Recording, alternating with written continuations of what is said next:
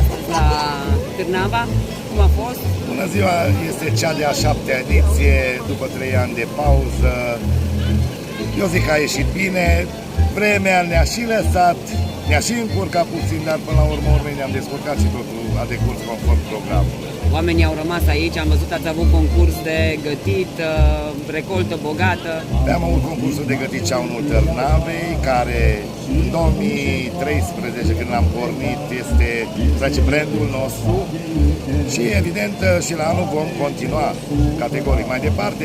Ne-am înmulțit, au fost mai multe echipe, au fost echipe care până acum n-au fost prezenți la noi în localitate și deja în acest an s-au anunțat că s-au anunțat și alții că o să fie mai mulți anul ce vine. Succes, felicitări! Mulțumesc foarte mult și la anul vă aștept din nou!